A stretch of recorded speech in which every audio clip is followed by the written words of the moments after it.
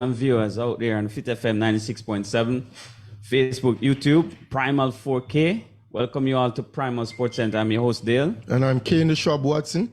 And you know what time it is. Big up all the viewers out there. And without you, this couldn't be possible because, keep chiming in. And when we have called in, feel free to call in. We haven't had much calls in the past couple of weeks. So we want to hear from you, whether it's what we said, your hot topic of the week, something that we may miss because, we might miss out on a bit here and there, but we bring our sports to you live right here on Derek. And we have a special guest this week, Dale. Yes, national female football coach, Charlie Edwards. Yeah. He will join us in just about 5 minutes' time, and he'll discuss the topic of female football. Yeah. And we want to hear from him because to me, I know the name, but want to know all the background and how he got into female football and, where it is now and from where it's coming and how he had his imprint on the sport. So, just a couple of minutes, we'll have him on.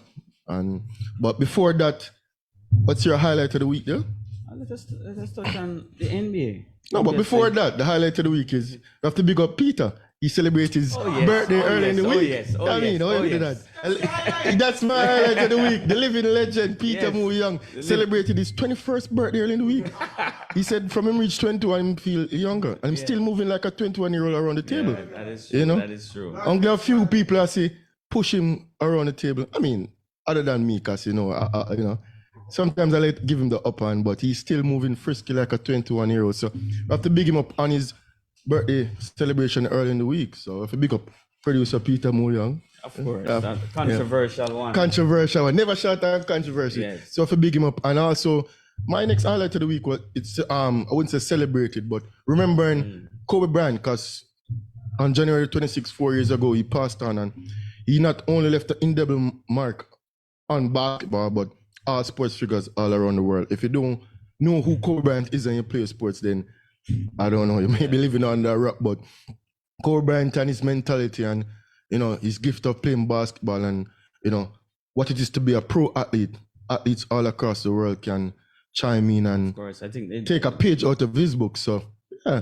And you will see that the younger generations, the one in sports now, the guys like 20, they all looked up to. Yeah, even and touching on that, going into the NBA, we see where the likes of even Luka last night scoring 73 points, tapping in his Mamba mentality. Yeah. Booker scoring 62, of Embiid scoring 70, and all of them pay homage to legends like Kobe Bryant and what they did for the sport. So, but a tragic thing 4 years ago, I remember where I was when it happened. I was sleeping and I woke up. I was in a training camp in California.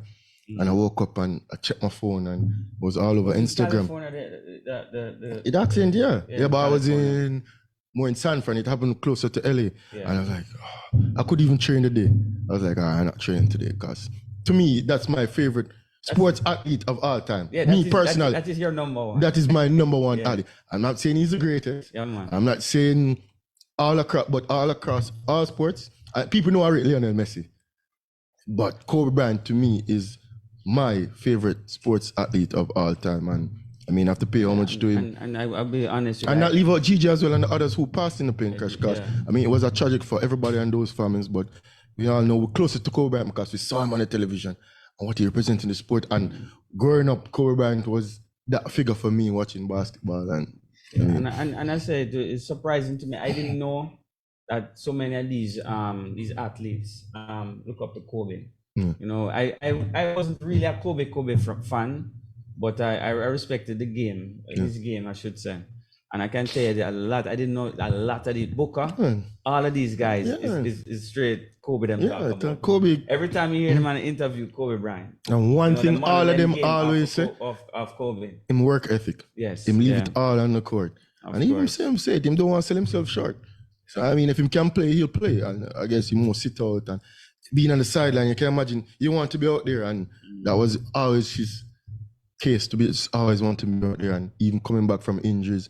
And I wouldn't say scandals, but the whole court case, and he saw his whole career and him push past that from being a villain to basically being everybody's hero and be like, yo. Being loved. Yeah, everybody would like to see him play. Because whether you're a Celtics fan or whether you're a LeBron fan, no matter what, Kobe competitiveness on the court, second to none. Yeah. All right. But let us welcome to Primal Sports, former national female coach, Charlie Edwards. Welcome. Thanks for having me on the program, Dale and Kane. Kobe Bryant for life. Yeah. What? There you go. For real. Mamba forever, yeah, man. His mentality is what I use as a coaching method to a lot of players all the time. The discipline and the work ethic that he had. I mean, if you can get that out of second to none. Second to none. Yeah. And what a lot of people wouldn't don't know about Kobe. Kobe was never the most talented kid in terms of running fast, jumping high. Yeah. So they say he had to work 10 times harder than the next person. Yeah. You know? And he even said it. I mean, you get up 4 o'clock, you train 3 times a day. If you do that over a period of time, you find that you'll be ahead of all the competitors. Yes. And he was always pushing himself to be better than his previous self. So he said Monday, you try to get better on Tuesday. And just compete with yourself. You don't want to go there and just compete against everybody, but try to be a better person and max out. And I think he did that and represented that well as an athlete. Yeah. And you touched on that. You said you as a coach, you try to instill that in all my players. All the players coming up. Yeah. Before we go though, I want to big up Peter. Thanks for having me on the program. Yeah. Big up the producer, yeah. 21 years young earlier this week, you know? I heard all of that. Yeah. I wondered where's the cake though? Yeah. It's in the background. We're going to cut it up later. You save your piece. Good. But yeah, no Mr. problem. Edwards, Sounds good. Tell us how you started in sports, even before your coaching career. I guess, I don't know if you played any sports or you're just a fan of sports, but tell us, coming up, a young Charlie Edwards, before you became national coach.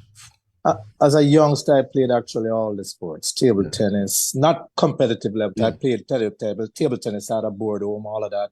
I played cricket. Cricket was where I was most talented. But when I went into high school, I ended up playing Manning Cup for St. Andrew Technical High School. Then after that, I played a little major for Constant Spring. Then I went off to university.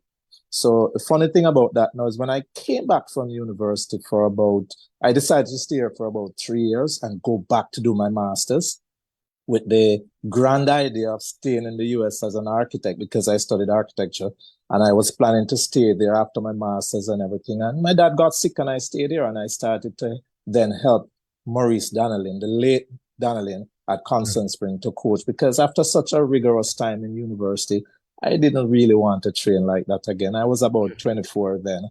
So I started to coach and it took off from there. And then 13 years after that, I had a little fallout with some of the management and I left. And then I started to coach women's football. Okay. And so before you coach women's football, you used to just coach or was it just men's before? I was coaching at Constant Spring, men's. With the likes of Daniel. Maurice, yes. We carried them to Premier League. We were even in the finals with Reno one year and all of that. So we did well there. We won a couple cups also. Okay, so why female football? Yeah, how did you venture into that pathway? You really want to know? Of course. Well, after the fallout with some of the management at Constant Spring, and even though we had a fallout, Constant Spring is still very dear to me because from time to time I still help them. But I had a female friend who was a friend of mine's sister, and they said, "Hey, come up to Mona and play some ball with us, man." And I guess I fell into a trap. Because now I started to play Sunday evening football with the ladies and having fun. Never knew that we even had much ladies playing football in Jamaica. And then they had a challenge from a Caymanian set of girls to come over there and play. And they approached me to coach a team. And the first thing was, no way. Right? Because these girls were like corporate and stuff like that. They weren't playing any competition, nothing like that. So in my mind, we were going to go to Cayman and get embarrassed. I was like, no. And we had a short period of time to get them ready. So anyhow, they convinced me they were going to pay for ticket, hotel, everything, accommodation, everything taken care of. Meals, all of that. So I said, okay, why not? And we went and we won the 2 games. We beat a Caymanian team with a lot of national players. I was quite impressed. And then when I came back to Jamaica, they had this grand idea that they wanted to enter the Women's League, which was just now started by Elaine Walker-Brown. And I was a bit reluctant, but we went into it, and from then we had a lot of success until now. Okay, well, I'm giving the dates on this. Yeah, what time frame, what year, all of this kick off? I started to coach at Constant Spring about 86. So 13 years after that would be 1999. 99, yeah. Okay. Yeah. Yeah. So from there on out, give us the journey, because once you know you started from Cayman, and after that you'll be like, okay, you see The a league. future in this, and where you can lead the women to get better in the sport. Well, you're a sportsman, Kane, Yeah. and you know that once you're in the sport, it's very hard to get it out of your blood. Yeah. So now I'm back on the field coaching. I started to feel at home again. I'm beginning to wake up and realize that women's football is real. They are talented, and a lot of outside players wanted to come in and be a part of the team. And it got exciting. You know, we started as United Strikers, and the very first year we ended up in the semifinals. We were knocked out by Michael. Yeah. Okay. And from there, we just kept doing well. We were every semifinals until we started to win. You know, so the coaching bug was still in me. It never left. So you actually we had a league at that time? Yes, man. Elaine Walker Brown, I mean, we have to give her props. Huh? She started the first competitive league, and she fought hard to keep it until it became a part of the JFF. It came under their umbrella as the Women's Premier League. Yeah. Okay. And I said this is around 99, 2000, thereabouts. 99 was when I started to coach the United Strikers. 99, 2000, somewhere around there. And the league was not under the JFF umbrella then. About 4 years or so, it became a part of the JFF. Oh. You know, and then we had the Sherwin-Williams sponsorship for over 10 years or something like that. Yes. I think I remember. Yeah. But funny enough, there's not a league now. There is a league, because we had a league last year. Because even so, you know, I think it even should be more advertised, because we see the reggae girls and we see that historical and all of that, but the grassroots groundwork with the foundation and all of that. I mean, we don't know about the men's side, but the women's side, I think, should be advertised more. Not marketed enough, yeah. Well, I agree with you totally. That has always been a pet peeve of mine, because I've always been on the JFF case saying that whenever you get a sponsorship, you should get a package for marketing the product. It's sad, because there are times when the league is starting and nobody knows. People have to be calling me as a coach to ask me, when is the league starting? Is it tomorrow? And that's sad, because every other football is marketed very well in this country. Yeah. And when you look at the USA women's team crying about equal pay, I understand what they want. They should get equal pay, but they also need to market the sports, because it wasn't as marketed as the men's program in the US either. You know, I think it's doing a lot better now. Yeah, yes. I know that's where most of the money is pumped into the sport, based off marketing and then the viewership. Yeah, because even so, with the women going out there and playing, it could be a match before you have the men's Premier League match, and with that, people will know about it. And I think that is pretty much straightforward. If you're having an event which is a football match, the venues are already booked. Have the match before, whether it's 6 o'clock, 5 o'clock, and I'm sure if you have 5 people watching, 10 people watching. In time, you'll have 100 people watching. And then we'll be saying, we need local women to play in the Reggae Girls team. Just like how we're saying local Reggae boys should play in the Reggae boy setup. Yeah. Thank you. I agree. Yeah, I mean, but we sabotage. But we sabotage ourselves here. But funny you should mention that, because 1 year they had that experiment of having the women's program play prior to the Premier League men's game. And I remember after we completed a game at Ferdinand Park, then Portmore was playing the second game, and we sat in the stands to watch the game. And a lot of men were like, you know, totally bowled over. They were like, they didn't even know there was a women's program. Then they were watching the game and they were saying the quality was so good. But, you know, Zed Blatter is again is another one that we need to give props to, because he has been pushing women's football. And although he has said it's the future, and I don't think it is going to be the future, but we'd love to see it on par, right? Because the men's sport is so big right now. Yeah, even if it becomes the future, it's not going to be in my time nor your time. But when you look at the last World Cup, the quality of the last Women's World Cup was fantastic. Fantastic. And even from your eyes, I mean, to see the growth, because you said you got into it around 99 thereabouts. To see the growth from there to now. I mean, go ahead, tell us, because that was one of the questions I was planning to ask you. I have been seeing the growth in Jamaica locally from 99 until now. And I think we are loaded with talent. I think Jamaica is a country loaded with talents in a lot of fields. right? We are just naturally gifted where that athleticism is concerned. And, we just need to put proper programs in place. I've seen girls develop so well that we even became a feeder for a lot of universities in the USA. When you look at even the USA team, the development, when you look in the World Cup, this year, I hardly saw any poor goalkeepers. In the past, it was so hard to find a female goalkeeper who was good and could fly all over the place like I'm seeing now. So the improvement has been fantastic. And I think it has a long way to go, and it will get there. Yeah, because I'm sure there are more Bunny Shaws out there, for sure. There's a lot more. I remember when Bunny Shaw was here, and she was talented, but still, you had a lot of talented players like her. And even prior to her, you had a lot more better players than her who never got the opportunity. So a lot of it is opportunities. Okay. All right, so tell us about your time as the head coach for the national program. That was interesting. I was asked under Box Hill to become the national coach. I think there was a rift between the Federation and Vin Blaine, and a squad was already picked for Pan American Games. They weren't in training or anything like that. And I had to be coaxed by Bertis Bell and Jackie Walters to take the job because I didn't really care much about the national coaching job. Not saying I not care about the national program, but the job itself wasn't what I wanted. What I wanted was continue working on the ground level where I was turning around lives. You see, to me, trophies weren't the thing. Turning around lives and making a difference in lives, seeing them going off to university, starting to think differently, stepping out to the crime and the weed and all these things was what mattered to me most. But after being coaxed, I decided to take it.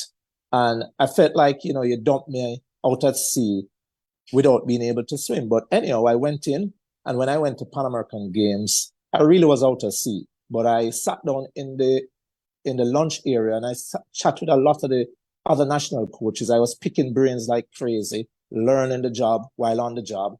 And I got excited, and I didn't realize until then that I didn't know much about coaching. Now I started to learn about coaching. Now I started to learn. Which year was this? This was 2007. Okay. Pan American Games in Brazil. Yeah. And then I started to learn a lot. And then with Simo is around also, he's a tactician and he's a mind coach. So we went to even a camp with him, and I was learning so much. But the Pan American Games was my eye-opener. It was where I started to blossom as a coach. And I was always like a sponge, hungry to learn, wanting to know why, wanted to understand every little details of it. Because I believe if I'm going to be a coach, I must be totally equipped. That was my mentality. And I think this came from my university training as an architect. You're very detailed, and you look at things in a very meticulous way and resolve and analyze and break down. So that was my direction. And I learned a lot. And when I came back from the Brazil tour, I came back a different person. And then I could see it in my coaching. We went off to World Cup qualifiers and things were different. And then, how you related to players, the way you executed in terms of training and all these things, or you resolve issues, was a completely different person. And I was very happy for that. Now I felt like a coach, and then I went off coaching overseas for a while. And that was another learning experience because I was also a member of the NSCAA, which has changed now to the United Soccer Coaches Association of America. I went there, I was a member there, and, we do programs with a lot of top class coaches like England men's national, Gerard Houllier, who was at France and Liverpool, a lot of them. So all of this was great experience for me. And then there was a period of time when Captain Burrell came back into the fray, and he brought in back the Brazilians. So I was working with Montesa, and Rene Simoes was a technical director, but he was a good technical director. He would sat down with any of the coaches and help you, guide you, everything. So I learned a lot from him. We went on a camp rather, in Brazil.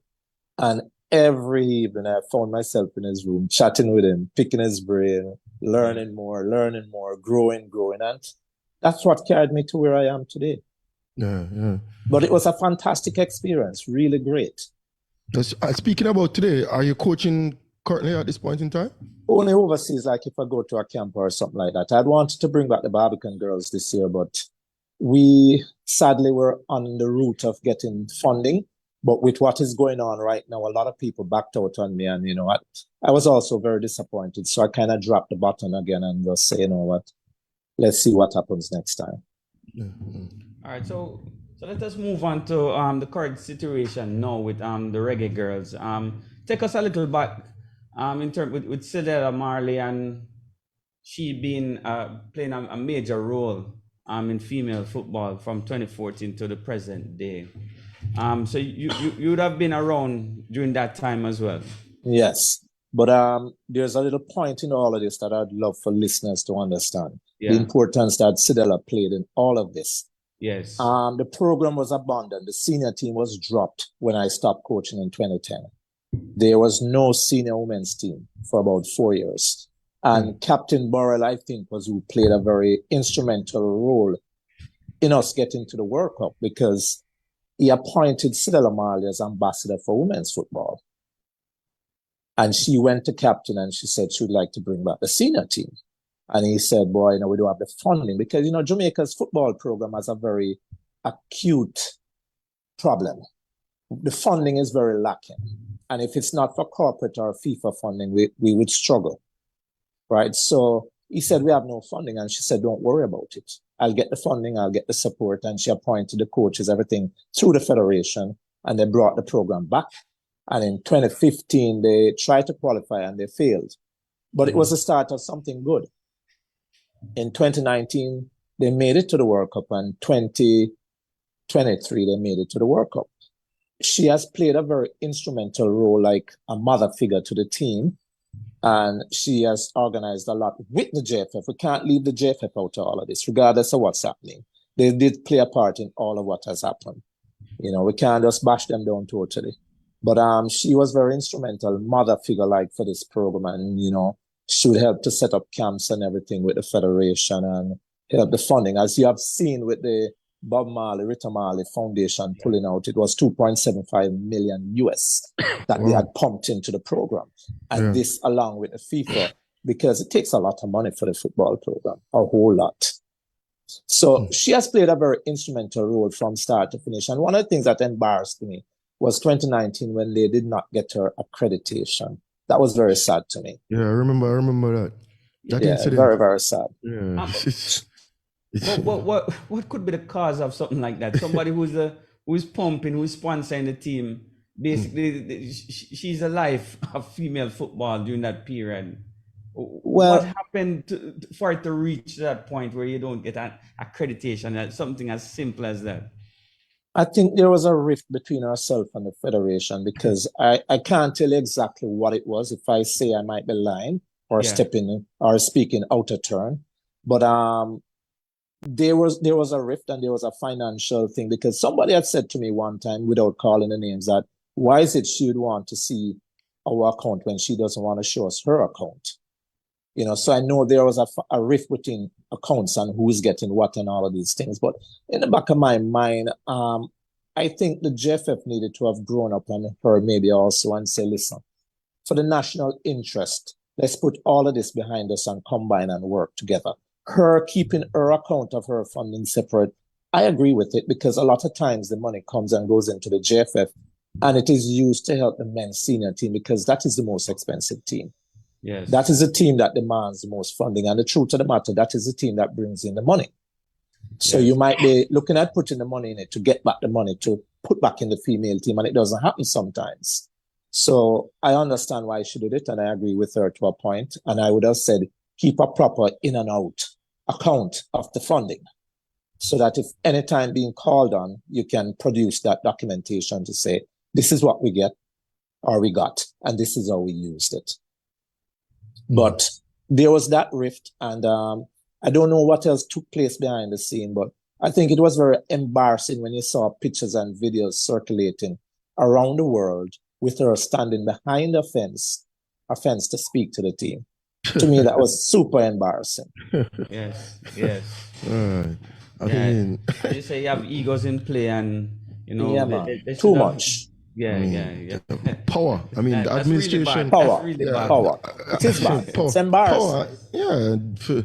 And we see where the likes of that in other associations across the sporting associations in Jamaica where Yeah, it's tough. power to say. corrupts. Yeah, And it's know sad. that- Yeah. I know that she has pulled out. What's the next step in for us now? For the reggae girls, seeing that Citadel is now out, the major sponsor is now out.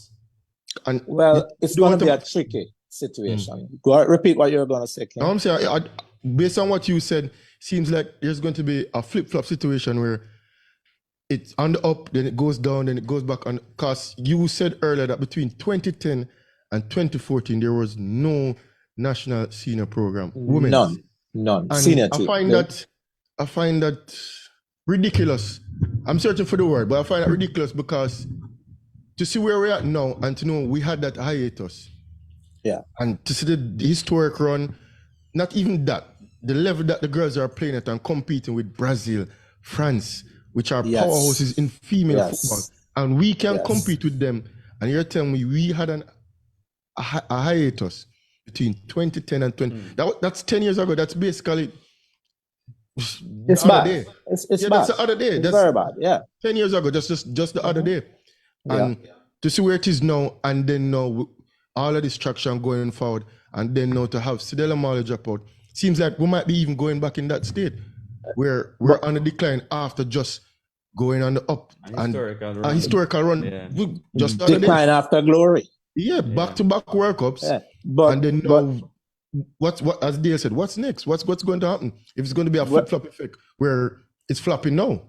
It's going to be a flip-flop effect, but whether it's going to be a flip-flop stationary effect or a progressive one going down the road, not progressive in terms of success, is yet to be seen, because you now have to throw in the situation of the election with all the things that are going on, the claims of frauds and all of this, and the possibility of FIFA taking over the whole program in terms of normalization. So no, I don't know what is going to happen. I'm not saying anything is going to happen, so don't take me out of turn here. But the fact is that it still is a possibility as to whether FIFA, because FIFA now has all the documentation, so whether they're going to say, okay, we want the election to go X time and we need to monitor it and it must be a fair and clean election, or whether they're going to step in and say, okay, guys, step back, we'll take over and put all of these people aside, and then they'll run it for a little while and normalize it and get new people in is yet to be seen. So couple that now with the withdrawal of the Marley Foundation is going to be a tough thing, because, we struggle for sponsorship.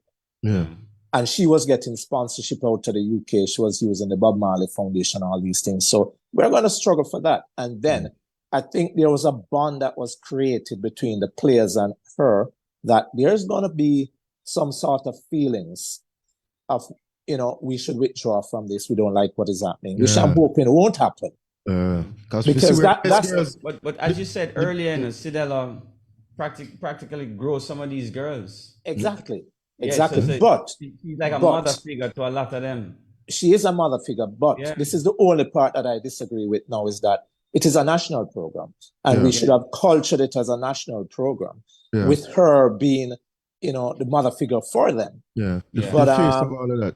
Yes. So in essence, when you get the players in, they should be made to understand that they are representing Jamaica, not Cedella. But Cedella will be like your mother figure. She takes charge and she runs with somebody from the JFF. That is what I would have loved to have seen as the ideal situation.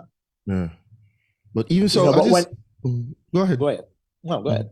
Yeah, I was saying what seems to be next is hopefully a change in power, and then that power don't repeat the same mistakes as the previous ones. I was about to ask him as well, Mr. Edwards, would it be better if FIFA took over the running of local football? No, I don't think so. You don't think it would be better? We need a national program.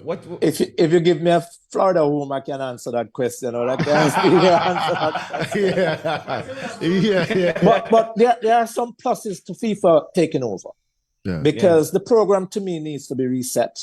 And to be honest with you, I don't think any of these gentlemen are that bad. It's just that they need to get their focuses right, and deal with the thing the right way. Stop being sidetracked and stop letting egos throw you overboard, right? The Anderson team has some good people in it. And I still think that Mr. Ricketts' team has one or two decent people in it. without calling names. But I think what is bad for Michael Ricketts' team is all the hiccups that they have had in recent times. And even before the hiccups, it's not only the hiccups, it's how they go about dealing even with dealing the with hiccups. it. Yeah. Yeah. I mean, one because we're all human, we know you make mistakes. Exactly. But they deal with it, as you said, like, I'm the boss. Exactly. What are you going to do about it? Yeah. Yeah, I'm the boss. Especially when you look at you carrying a team to Suriname and leave them stranded and you don't know when you're coming back home. That is garbage. Yeah. And then the Suriname team is in Jamaica waiting for you. These are things that, we need to address them. Can't happen. And then you're begging the government or Chris Williams from the Premier League Association to bring back the team for you. Who is in charge? Yes. It can't be good. It can't be good. Yeah. The handling of all these hiccups as well is like too many, man. The under 17 or whatever age group it was that had to pay $42,000 a fine because they couldn't make it to the tournament. Again, these are things that we need to avoid if you have a proper strategic planning program in place, because when I was there, things ran well. We never had anything like that. I can tell you, captain had his ship well organized. Yes. The minute the players came in, all passports had to be declared, and it was Juicebel, who would take the documents, go through them quickly. Who needs a passport? In line, get it. Visas, make the appointments, get them done. I don't know if things like these are being done now.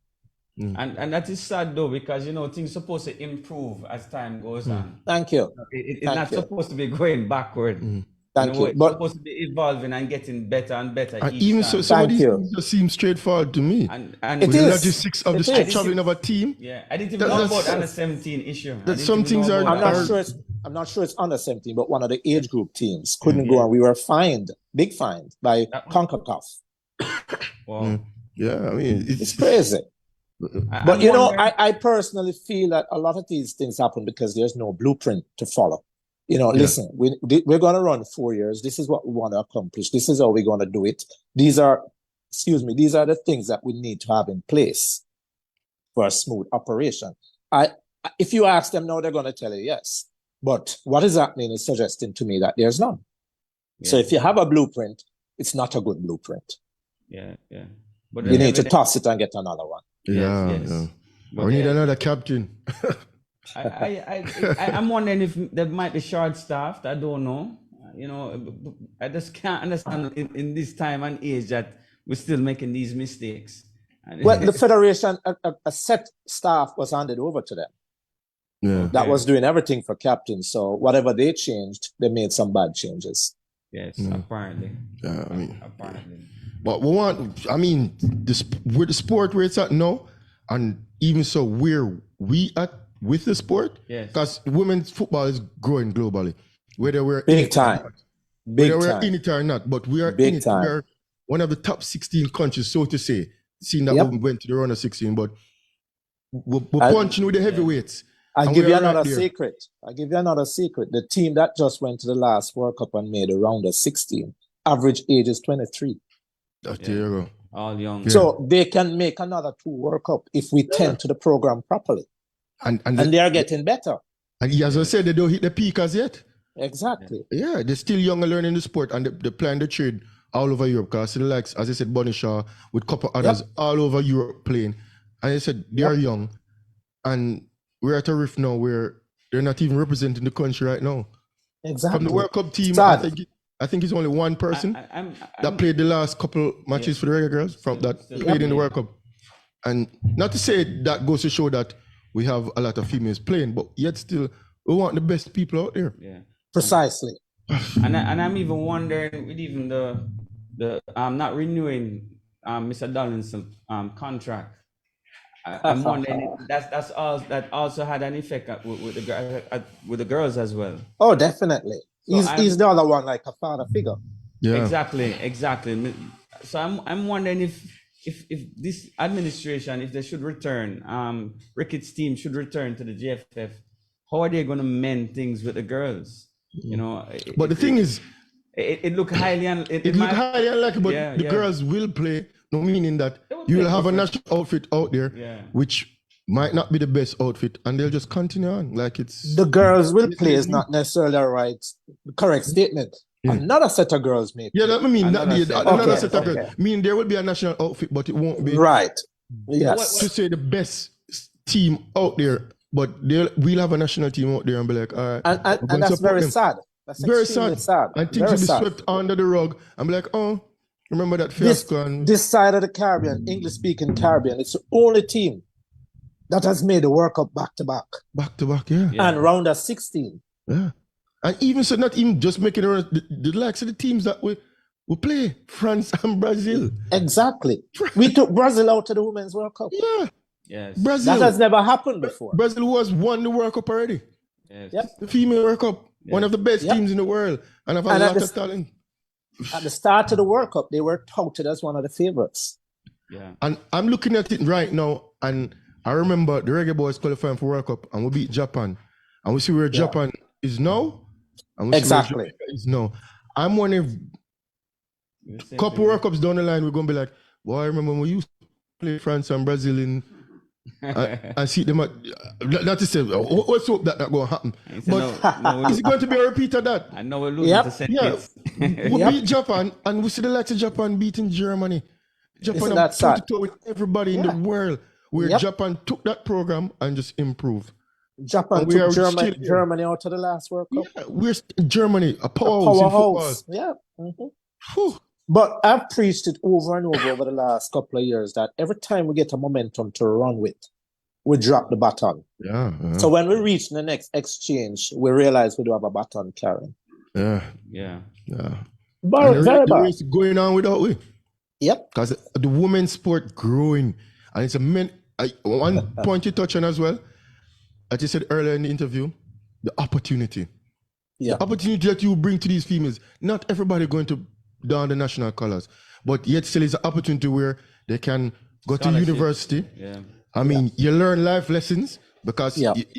social network, and that's what sports is. That's why we love sports. And to Yep. rob these girls of opportunities, I Very mean, bad. Very sad. It's Let me tell you something. Since they, because we hardly have any local based players in the squad, Yeah. we have not been getting the scholarships like we used to get. What I'd love to see is for us to tend to the local women's football. Yeah. I know it's difficult for them in terms of marketing it and selling it and all of that because sponsors are more interested in the mileage that they're going to get. We understand all of that. But if you market it and make it more attractive, we can get the sponsorship. Yeah. And if you can get the sponsorship, you can put programs in place to bring up some of these girls to that level. They may not go into the program directly, but they may go off on a scholarship. They may get a pro contract, and then they will be able to get into the program. And then you'll be selling the local girls more because right now a lot of the younger local girls are like willing to give up because there's no opportunity for them for a senior team. But I'd love to say to them to keep the faith and keep working hard. It will happen. Yeah, the greatest thing is opportunity. Can you imagine 5 girls go on scholarship, 3 make it out and get into the national program, 2 graduate with masters, become rich, and they give back to the sport. Yeah, but there's a lot of those outside there. Yeah, there's a I lot have of a people past that player get opportunity through. Yeah. They don't have to be a Bonnie Shaw.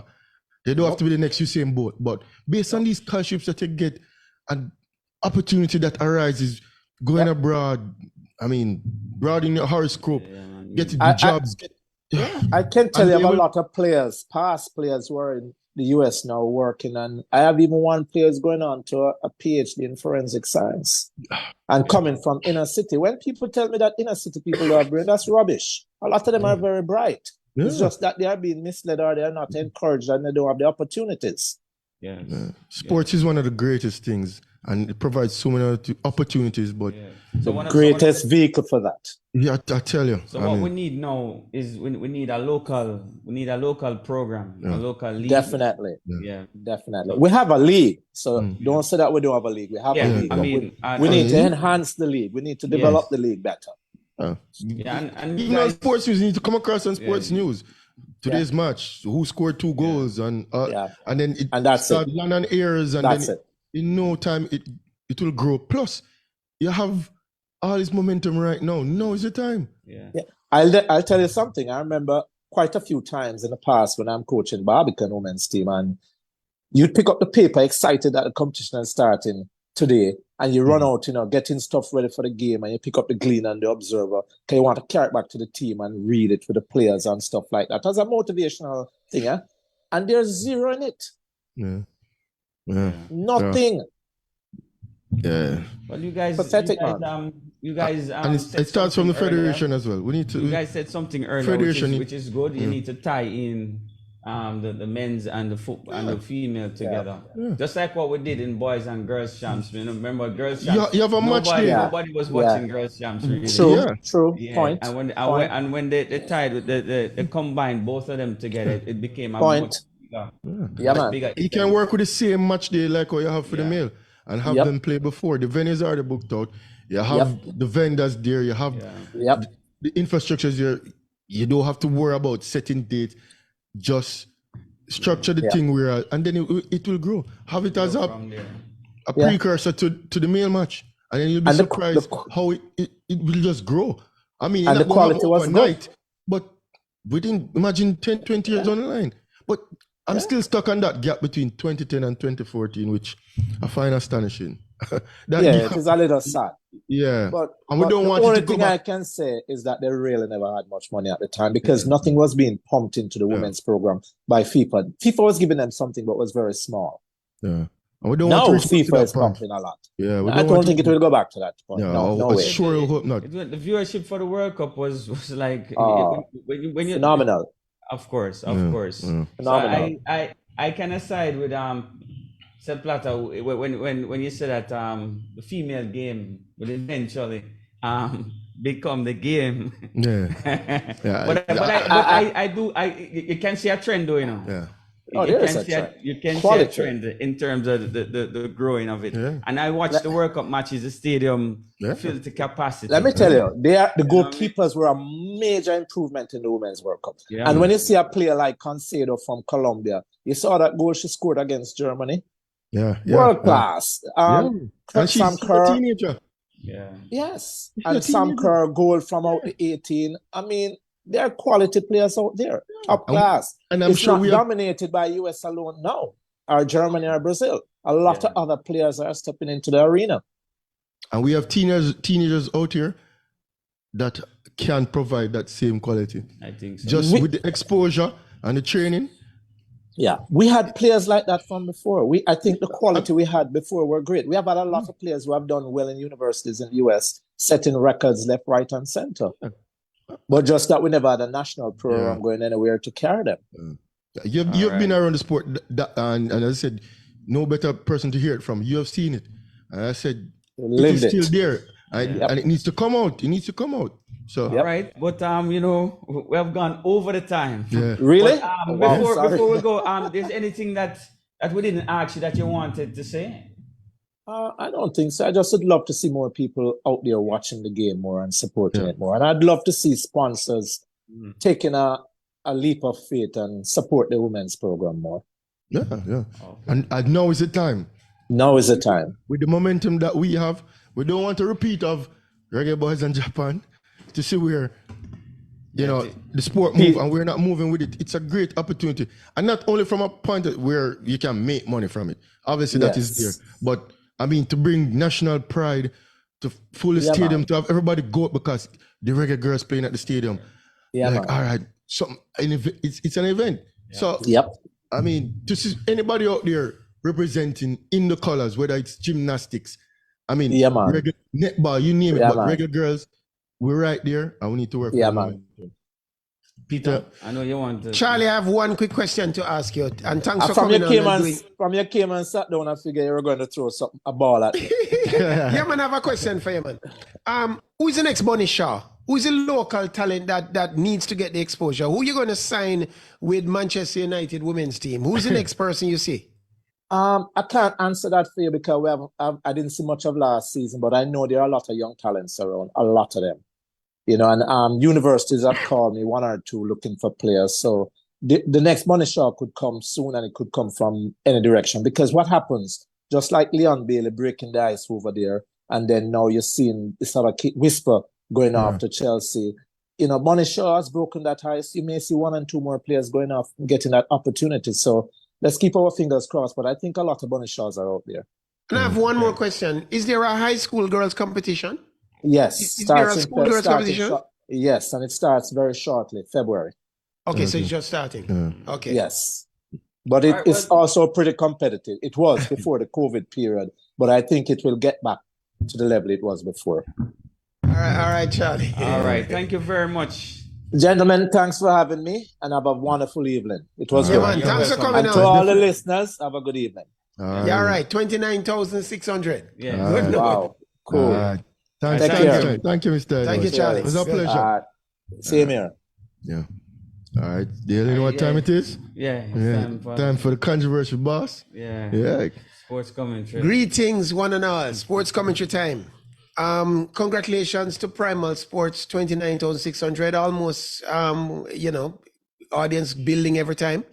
Were you guys part of the building audience for the Bob Marley biopic? No. Let me tell you something. The man, them block off Crossroads. All roads were blocked off in the Crossroads area for this, for what was a live show and launch. And funny enough, a lot of people were pissed off because it messed up traffic patterns. I saw the traffic pattern mess up, but I didn't know why.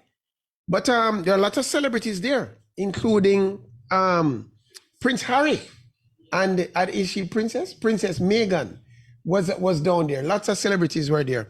But the British press was very upset because while he was there, Prince Harry had a word with the Prime Minister.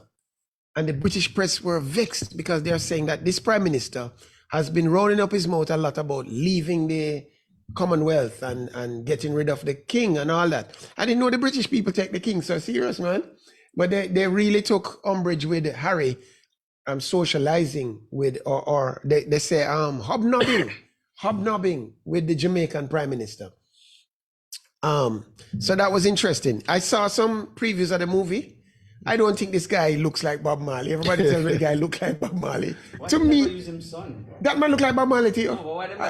No. You have to be an actor. It's a movie. No, it's a movie. It's a movie. You need an actor. So this. Look here, man. Bob Marley. Because I saw this guy try copy the accent and all kind of thing. But for me, I don't know a foreigner who can do a Jamaican accent, you know. You know, have you seen anyone do a Jamaican accent? I've never seen one. And even, so the movie look a little cartoonish to me because him don't quite have the Bob Marley moves. There's something about Jamaican dancing and moving that the rest of the world don't catch it. Believe it or not, I'm going to touch that later on in the talk. Congratulations in table tennis to Timo Boll, all of 42 years old, winning his first WTT contender tournament in Qatar, beating 20-year-old Harimoto, old man who many years ago they would be asking for him to retire, beat one of the coming young youths. Funny enough, Harimoto's first big victory was beating Timo Boll when he was 14 years old. Harimoto is now 22 years old and is losing, how much years is that? 8 years later to 42-year-old Timo Boll. Congrats, Timo. If you were born in Jamaica, you wouldn't have made that national team. What do you have to say about that, coach? Cricket. Australia need 156 runs to sweep West Indies 2-0. We didn't do too bad in the second thing. We made 300 or something in most of the first innings. And Australia already lost 2 wickets and in a run chase of 156 runs. Is this West Indies team growing as we before very high? Because it's a very weak team. So I think the guys are putting up a good fight. And you know, even though like Jeffrey DeJohn, I believe we sent lambs to the slaughter. I'm glad to see them putting up some fight. Back to back, Sabalenka win Australian Open, beating Chinese Zheng Qinwen. Easy, 2 straight. And I'm gonna say something about that. The women's game is too short. 2 straight, the match lasted 1 hour and 16 minutes for the grand total of $2.1 million US. Last year's men's finals lasted 5 hours and 25 minutes. Would you believe that? So the men are actually playing for about 3 times, 4 times the amount of time the women are playing for the same amount of money. I don't think that's equal pay for equal work. I think that women's Grand Slam tennis, at least from quarterfinals, should be 5 sets, man. Give somebody something to watch. By the time I went downstairs for my glass of cognac and my cigar, the match was over. You know, Reggae Boys have a big camp one day with the local players, right? And they call up some Jamaicans to come and, local guys to come and train, because we do have a couple of international assignments that fall outside of the FIFA window. But you see me, I don't really like it, you know. Let me tell you the truth. Let me tell you something. If I'm not good enough to invite for Christmas, don't call me Boxing Day. That's my feeling. I don't like the fact that we have a set of man who you call them, you know what I mean? My mother had a saying where bones are not provided, dogs are not invited, right? and to my feeling, I don't like the feeling that when the big game come around, we have a foreign team. And then when we have what you call a curry goat game, we call in the locals. So I have a question I want to ask. Can only foreign produce good things? You know what I mean? We can't produce good players in Jamaica. Can only foreign produce good things? Let me tell you what. The Ministry of Agriculture granted a license to bring in some horses recently because they're saying that the gene pool in Jamaica is weak. Our horse genetics are weak. We need some foreign studs. You notice the word, foreign studs in Jamaica.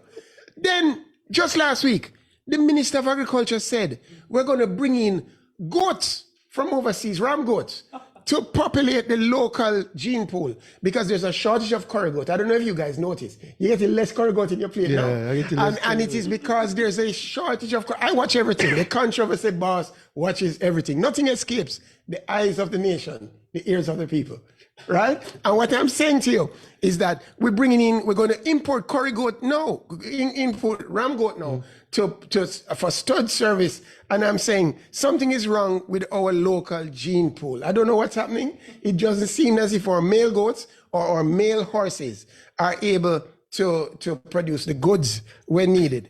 So I'm watching my video and I see Uptown Monday is going on. And what I see in Uptown Monday is bare white girls from overseas come down and a lot of male dancing up and down. Have you seen them? Can you do the dances? And it seemed to me as if there's no shortage of, in the male gene pool, we're producing a lot of males who are able to take care of the females, apparently, in the human population, but not so much in the animal population. No, the last thing I want to talk about now is, you know, as you all know, the controversy boss is a man of the Bible, a man of faith, a man of conviction, you know, a reverential person. And I'm reading the book of the Bible, and I saw where Joseph revealed himself to his brothers in Canaan after having been sold into slavery. You know the story? Yeah. And he said to his brothers, I forgive you, brothers, for selling me as a slave to Egypt. I further read the good book because as you guys, I'm motivated by the Spirit. And I saw where in the book of Luke, the prodigal son was brought back and given forgiveness. So I'm talking here about the lesson of forgiveness. We need to forgive one another. You agree? We need to forgive them as we seek forgiveness for what they have done to us. And then, so in reading the book, I looked outside in the bigger world, and there was a young man who was asked to go and play cricket in another region far away, which had an apartheid regime. The young man went there and Jamaica said, we shall not forgive that man. His name was Lawrence Yagaro. And that man, many years have passed where we now trade with South Africa. My daughter went to South Africa. We have all, you know, and recently Mr. Chris Deering had a dinner somewhere. I wasn't invited. No bones were provided. and Chris Deering had a thing, and they're calling for us in Jamaica now to free Yagaro. Free Yaga. Yeah, free Yaga. You know what I mean? And so I'm calling out and I'm saying, is it time to free Yagaro? I'm not gonna come on here and tell you it's time to free Yagaro now, but I'm saying time has passed in as much as Joseph was forgiven by his brothers, in as much as the prodigal son was forgiven in Canaan. I am calling on you now, find it in your heart and tell me if it is time to free Yagaro. That's sports commentary. What say you? The man of the Bible. Tell you. Hey, you know, the Peter grew up good. Yeah. Yeah, all of the people see him and whatever, you know. I didn't realize, you know. You grew up good, you know. Yeah. I tell you. But do you remember the phone lines are open? 1-876-552-7406, and that's via WhatsApp only. I repeat the number again.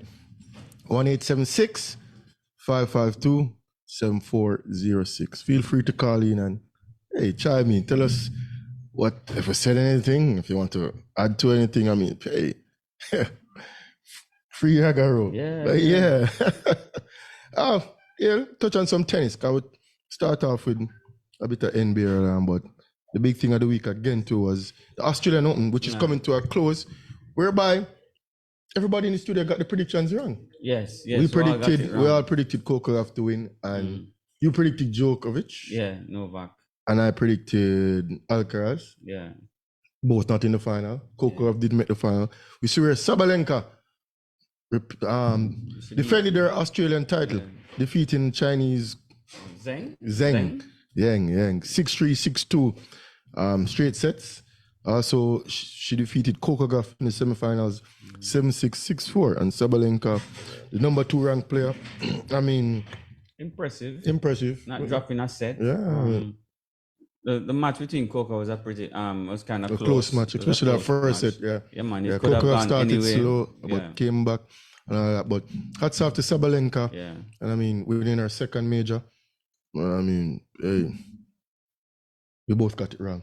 Yes. Or I guess sentiments here wanted Coco Gauff to win, but that was, to me, the winner of the tournament would come from that match. Yeah. And we were leaning more to Coco Gauff to go all the way, seeing that she was on a little streak, but Sabalenka brought the goods. Yep. Yeah, hats off to Sabalenka. I would love to see the tennis, the female tennis go more than just being a best of I three. agree, Peter, on Yeah, that one. trust me, I'd love to see when they extend it to Yeah, best of 5 instead of best Or of even 3. from quarters on, probably, as Peter would say. Yeah, probably. I don't know with that now. We have to look on the pros, but the cons, we get to watch more tennis. But the cons, I don't know if they'll have more injuries or not. But what does that player though? You know, sometimes you start slow. As you said, Coco Gauff started slow, and you know, you need you need a little bit more leeway. You know, as Peter said, go upstairs and come back. The match is over. A match can be over. How you think less it than would 20 affect the minutes. female game though? Change it to 5 sets. You think you have more injuries? You think the girls will get stronger? You think they'll complain? I think they will have to get stronger, obviously, more endurance and all of that. But they can train for it. I don't think it's. Do you think they can manage it? Of course. I think they can manage it. And I think Women if are they- strong. Yeah, man. Yeah. They're definitely making a lot of money. Yeah, man. They're making the same money as the males who are playing 5-hour matches. 5 hours and 4 Yeah, hours. 4 hours, and- 5 hours matches. I mean, How this long is- was the finals? Like last year was 5.5 last year. Oh, this finals, the female. Oh, yeah. No, that's too short. Yeah. That's too short. Yeah, man. Extend it, and even as a player, you might start slow. You want that little space or that little leeway to build back. And for that to get money, back into and I mean for the viewership as well. Not Of only what they're course. playing for, but we want to watch a match that. I mean, 2 quality girls out there playing a finals. I think eventually somewhere down the line they will change it. I think so. What do you think women will come play? Some will, but yeah. I'm like, oh, we're not playing. If it's all, we're gonna pull out. If you want, if they all come together, if I'm you like, want oh, we're gonna equal pull play, out. I think you should play the same amount of sets. Yeah. You know what I mean? But even just from a viewership standpoint, we want to see more of the female tennis. And of course, I mean, 1 hour match, more drama. You know, the ups and downs. You know, even the when you're battle. tired, I said Novak them dropping down on the court. Novak and Nadal dropping down on the court. Yeah. And coming back, it adds to the whole. Or you think that should switch the men's tennis to 3 sets? Awesome. Something to go on. Extend it.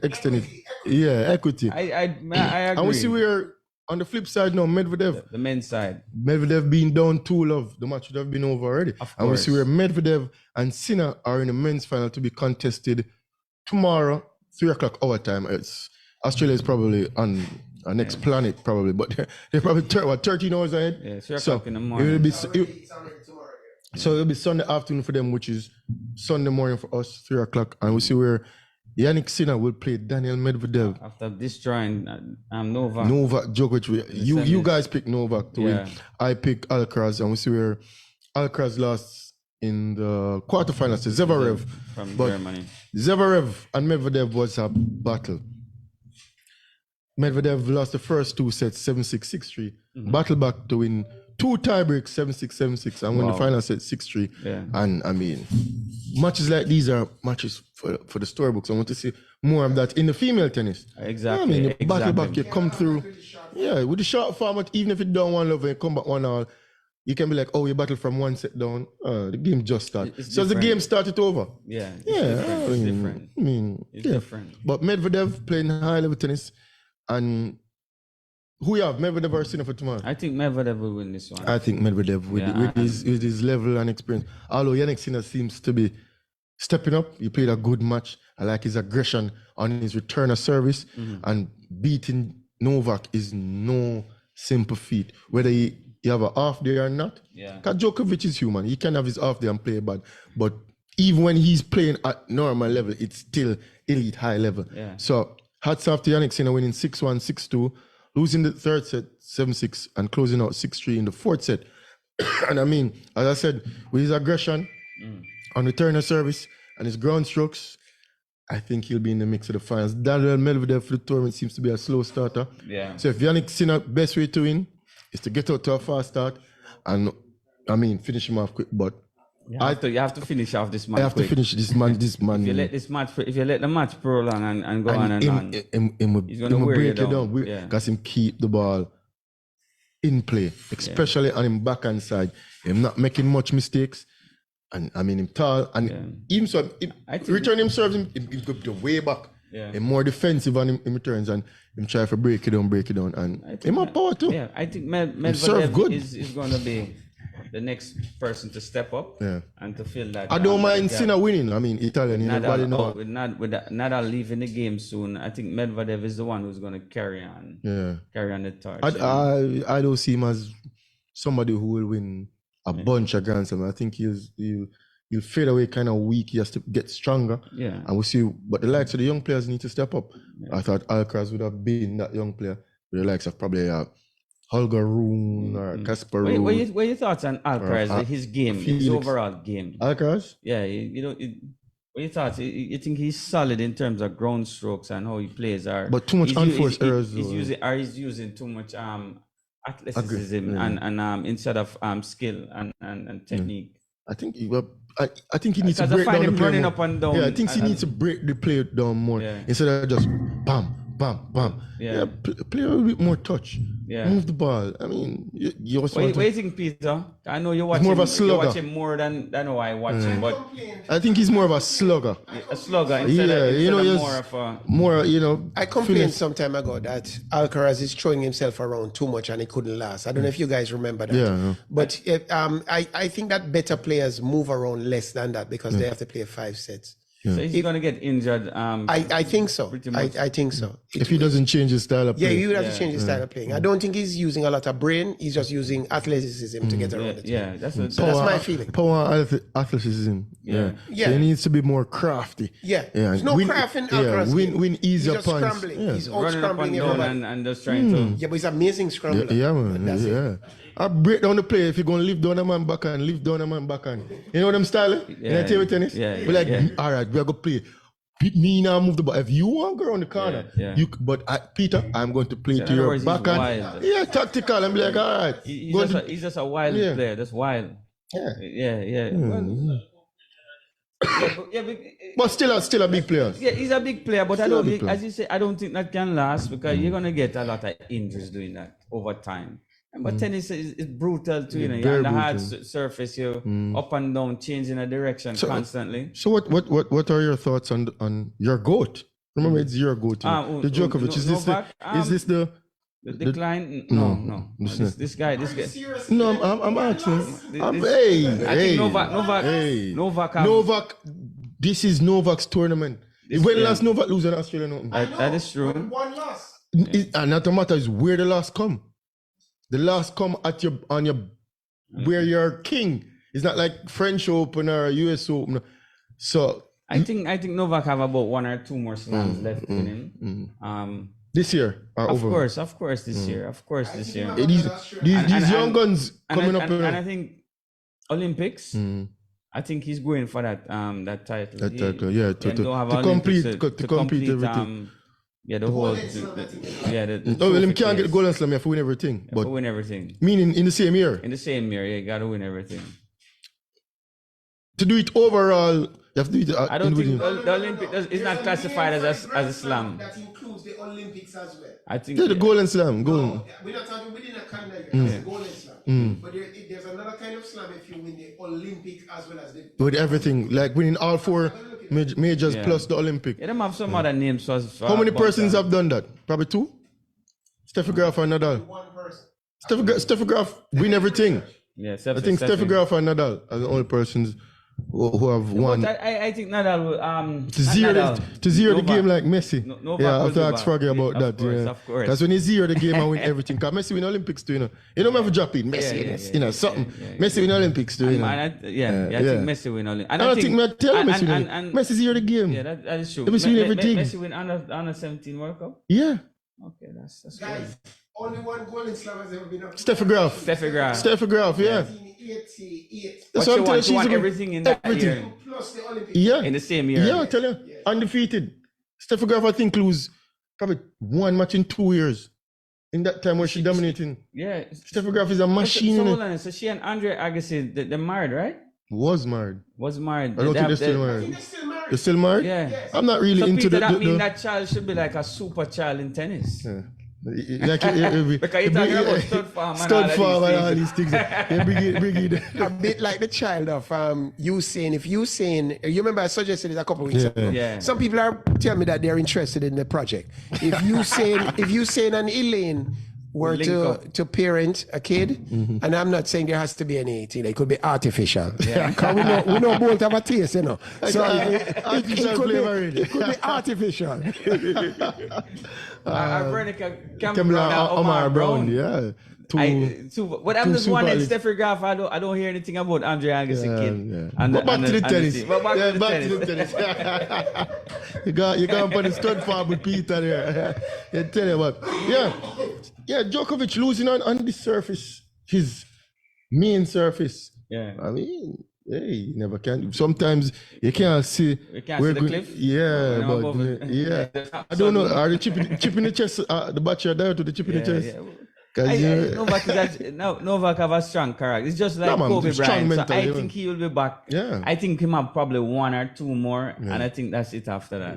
You probably have more. Yeah. Djokovic has lost. Because Can last year, take care of him body, you know. Yeah, him He take eat care, her. but he's still just It's like a LeBron, man. Him take care of himself, But man. if you notice, even last year, Slam Joker was playing a different brand. You know? Was more laid back, not. And Djokovic can get a hurting too serious much. injury like that. you know. Exactly. Yeah. Similar, but Yeah. they're still father time. Yeah, And it's still gonna affect nothing beat you. father time. I said it on Facebook that he was slowing down before the US Open finals, and he's much slower to me watching him now. Let me just add one more statistic. There's a thing they call the career golden slam, where you have won them all. Yeah. There are 2 male players who have career golden slams. Rafael Andre Nadal. Agassi and Nadal?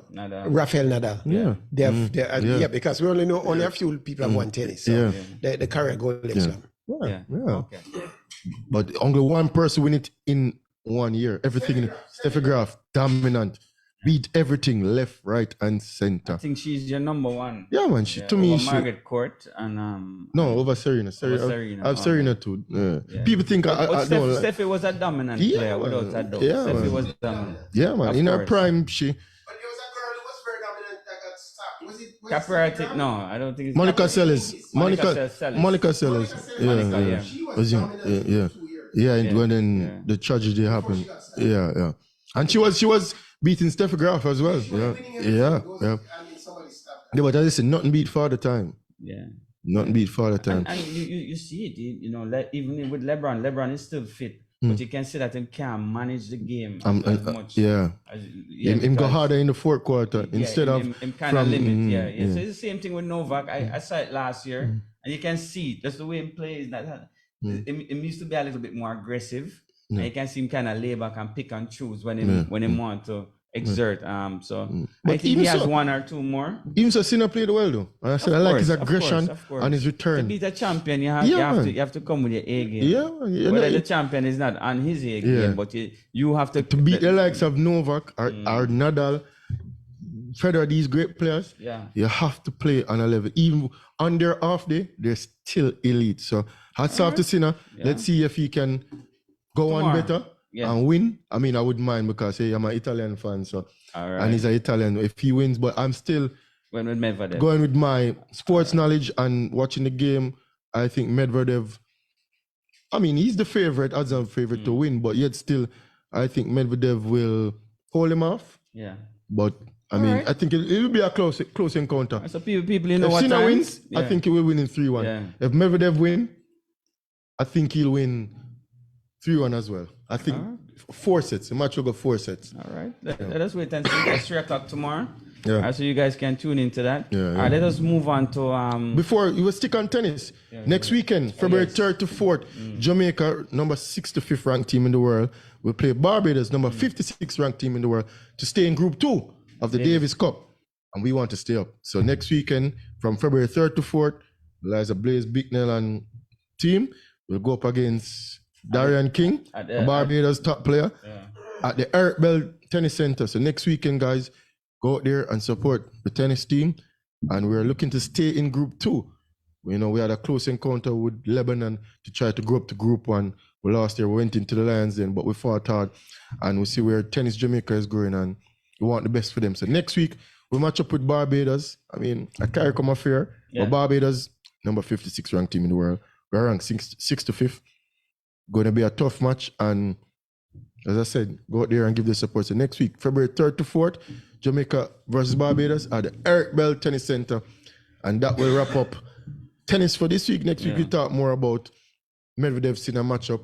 We watch that early in the morning and give our take on it. Our pick for the finals is Medvedev. You going with Medvedev? Yeah, there? Medvedev. You going with Medvedev, Peter? Money's on Medvedev. There you go. So Medvedev right there. Yeah. all right. So let us touch a little bit on football before. When you say football, when you say NFL, football, you can't before we say go to Frog Game football. 5. A Jamaican You club can't say for football. They me tell you about this. Yeah. People call me and I cuss me and say, "Oh, deal company program and talk about football." It's American football. Bro. All right. Let's say gridiron. Gridiron. NFL. Gridiron. Yeah, that's it. Gridiron. Better to say NFL. Yeah, NFL. Oh, you prefer the NFL than football? It's not football. Okay. All right. It's American football. It's American football. Yeah, it's NFL. All right. Yeah. You Only know. one person kicks the ball in that game. So it Yeah, can't be football. yeah.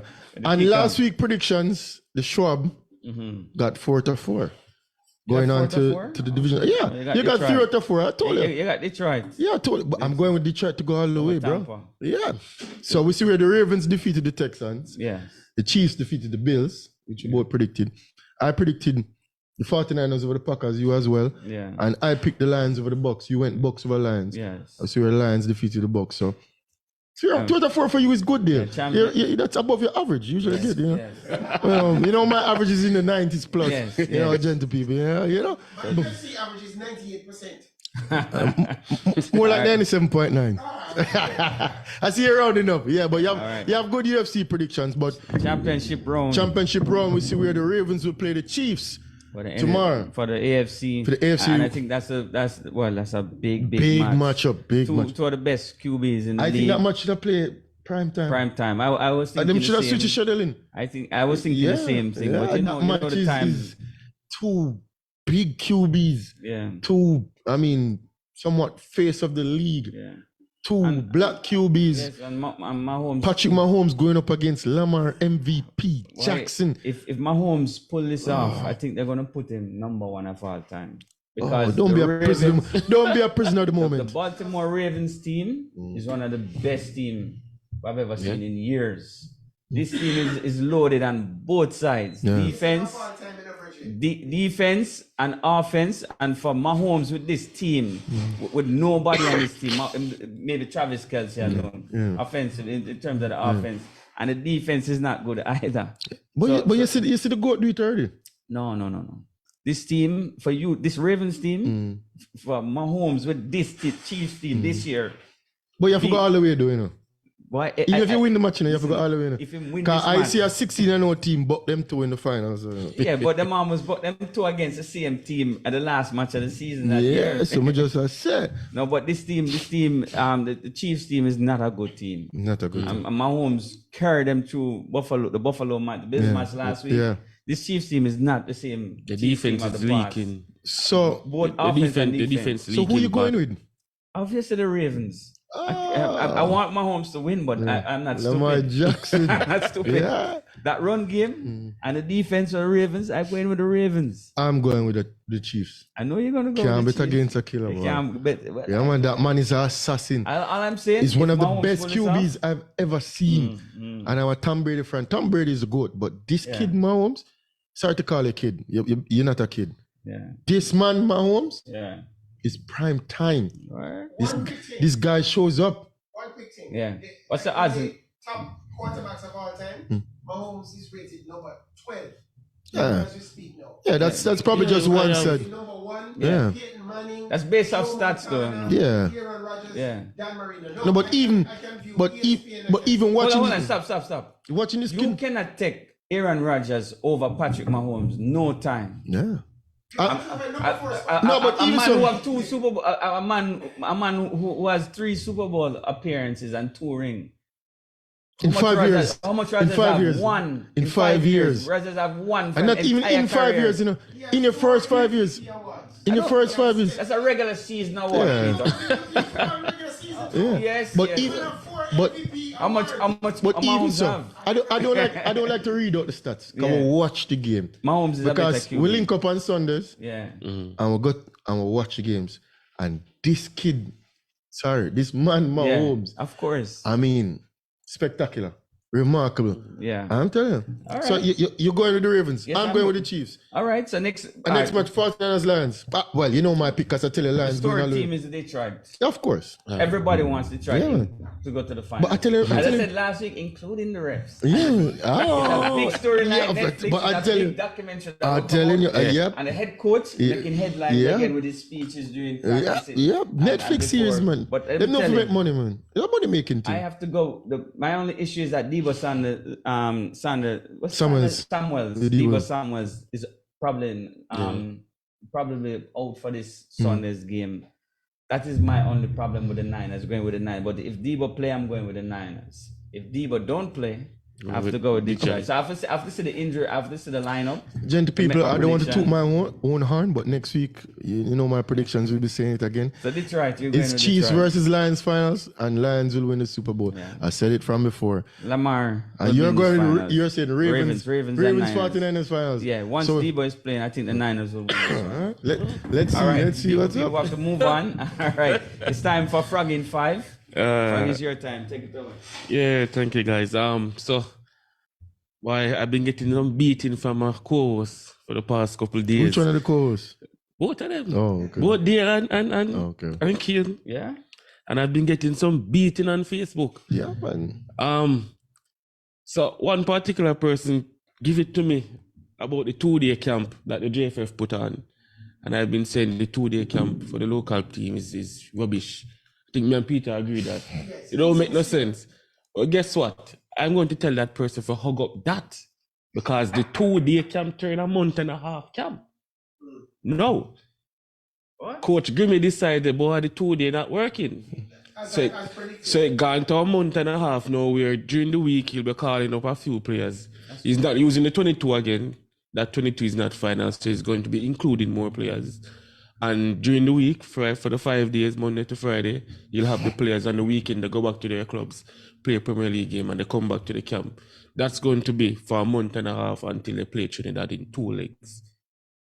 The local base only. So, Grimmy, so Grim, right now, you have a look at thing where you flip-flop sometimes, but it's good to see a month and a half camp for the local base players. And Mr. Kaim Dixon getting his chance. Young Clarendon College Yeah. called up. Public pressure, you know. Yeah, because I wondered why was he left out in the first place, but he was now called up The into the team. voice of the people. That- Voice of the people. Yeah. Yeah, voice of Ears of the farmer. nation. Yeah. So he's now in the team and he's called up and he's working even harder. We see where the under 20 boys lost to Trinidad 3-2. Tough game, but again, they still have a lot of work to do. John Wall had the team for quite a while, so I don't know what happened during the match, but it's a tough game, tough loss. My co-host, oh God, they beat me upon Messi so till look Messi upon my side. But I'm sticking to my guns. And I'm sticking to my theory. When it comes to giving an award, whether it's best player, any form of award to any player, I think that you have to use factors to come out to your decision, not just votes.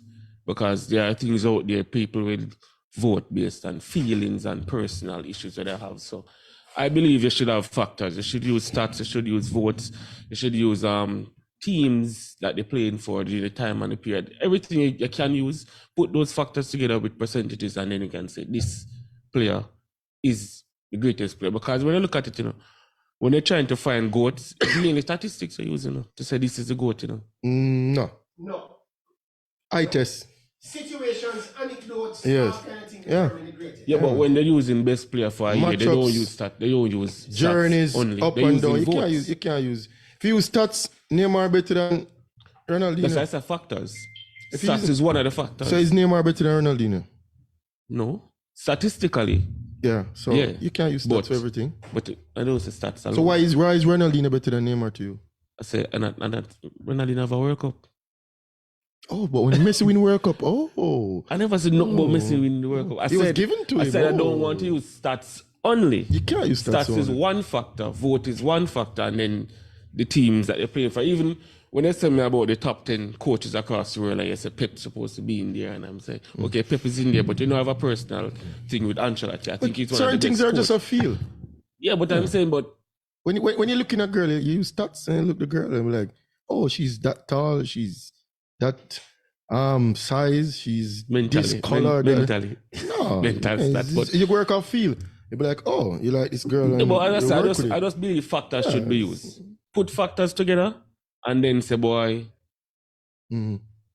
put factors together and then say, boy, votes is 35%, stats is 25%, or But who votes? Who votes really? coaches, fans, players, captain of national teams, and players.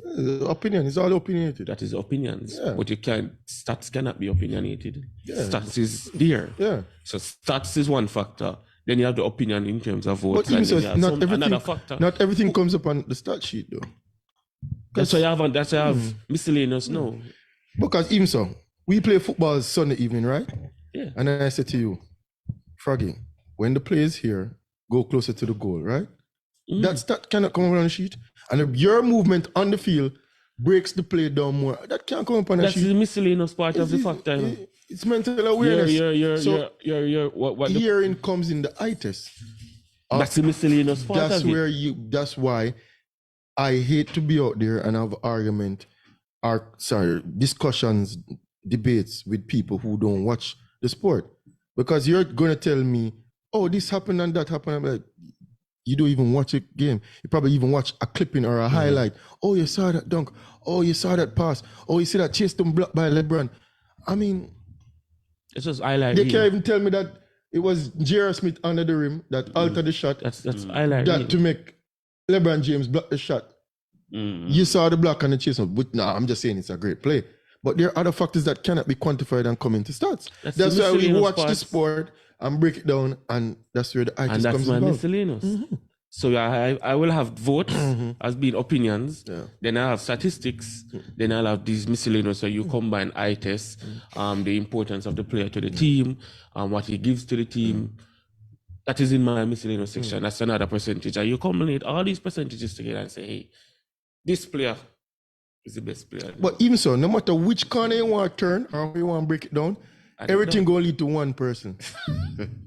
No matter how you want come in with any factor or any way you want break it down, your miscellaneous, your inventory, your haberdashery, you could have gone in your cupboard, you could have got a Kemlar, you come right back around to one person, no matter which factor you want to use. That is my 5. Yeah, it's Racket 5 trying to break down the GOAT debates of all these eras, but some things are based on era. It's hard to compare across eras. In my lifetime and what I've seen is Messi. When I become a grandfather later on, they're going to tell me about some wonder kid that is going to do all of this and all that. And I'm going to be biased and be like, come here, sonny boy. You know, when I was your age, you know, that you ever heard of a guy named Lionel Messi? What he did. But I was in the moment and I saw it. So from my era and from what I saw, I wasn't around with Pele. I wasn't around in Maradona. Because some people say Pele, and I'm like, okay, fine. Some people say Maradona, okay, fine. But in this era and in my age group, if you can look on me and tell me that Messi is not the best person you've seen play football, then, hey, you need to go to an eye doctor and get your head checked. But people, it's based on opinion, and I mean, you're free to have your own opinion and your own likes. Not everybody can like the same thing. Some people like oranges, some people like apples. Yeah? Some people like because because me and you have had discussions with Fraggy, and we have come to the conclusion Fraggy doesn't like Messi. Yeah, we know Fraggy don't like Messi. Yeah. And you have people out there that don't like Messi. It's clear. Yeah, it's clear. Yeah, but hey, have your opinion. Claudia Vision, I mean, man. no matter what you hatred for Messi. I mean, even if he I don't hate Messi. even if he has some mental. Who was him here? Pep too. I mean, Pep too. I don't hate Pep too. You don't rate Pep. I don't rate Pep. I know why. Hate is a strong word. Sorry, people. Hate is a strong word. I know why I don't rate. They know. But he's not in agreement with the masses. No, and Pep. Here why I prefer like coaches like Wenger, Ancelotti, Arsene Wenger, Ancelotti, Fergie, Pochettino, to a lesser degree, Jose, because these guys will build a team, a young team. I am yet to see Pep build a team from scratch. He's always inheriting some super team and creating some super team. If you look at the present Man City, that's a part of the gig. Look at the present Man City starting lineup. And you play like this and we'll win. But I'm saying other coaches out there, they don't like the fact that he created a style team? Of play. His style of play? Yeah. The style of play was before Pep in him just enhance it. You don't like the fact that him enhance. Well, we have to enhance something. No wrong with him enhancing it, you know. His thing is that Pep always have superstars. He always have a super team. But not everybody, look at Phil Jackson. Not everybody can manage his personalities. But even management is important. But Phil Jackson built his team. So they call it management. And even that was a good one, because even when they got Rodman, you know, it's Jordan said to Phil, can you coach Rodman? And him say, yeah, I'm sorry, all right then. Get me Rodman. Get Rodman. Yeah, sure, that's the story, huh? Yeah, man. Jordan but for me, Pep is a good coach. Yeah.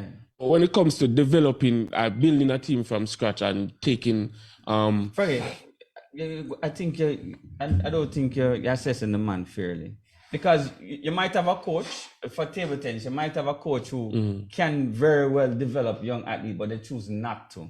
They choose to deal with it at a higher level. Yeah. So people in different phases in life. Say Pep can't develop. Maybe they choose not to. And just work with that. What you call a super team or what it manage. But do you think it's fair though? One man managing a super team throughout his career, and another man who is creating a somebody super else team. To do it. I'm sure these other coaches that name, they would like to have that same team. No. Sure. And not everybody will have the same success. Sure. But even so, you're not going to have the same success. Yeah. Before we wrap up though, because we have to wrap up shortly. Yeah. I want to big up Jaden Hibbert and going pro. You're going pro with Preeminent Sports Group and Puma. So his NCAA eligibility to compete is now off the books, and he's going pro for the season. And hey, Will We win look the out female Olympics. Olympics. Will And win the hey, we're Olympics. rooting behind him. And will Still. be the sportsman of the year. Next year. Right. Next Usain Bolt. Yeah. Yes. The face. The next Usain Bolt. Jaden, All right, big but we up have to yourself. wrap up. We have Wrap to wrap up up, now. and, I I mean- want to thank Coach Charlie Edwards for coming on. Yeah, great You know, interview. he gave Shed us a some little, light a little and- background story on the whole female football and the importance of Sidella Marley and how she helped to build up female football. I know even so how he started in female football as Yes, well. yes, And his yes. background, I mean, going away, studying, coming back, coaching and all that, and giving back to the sport All right, and so still we have to doing that as well. thank him and we have Big to him be- up. we Yeah. have to It be was a out pleasure. there. Who's yeah. next? Who's up DJ next? Q. And you don't know if big up all the Stay- listeners out there. Yeah, man. Stay locked into Primal. DJ Q is up next. All right. Peace and one love from the Primal Sports Desk. You know, keep it real. Oh.